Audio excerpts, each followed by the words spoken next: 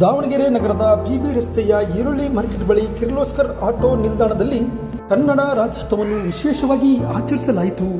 Kirloskar auto ಸಂಘದಿಂದ ಸಾವಿರಾರು ಜನರಿಗೆ ಅನ್ನ ಸಂತರ್ಪಣೆ ಮಾಡಲಾಯಿತು.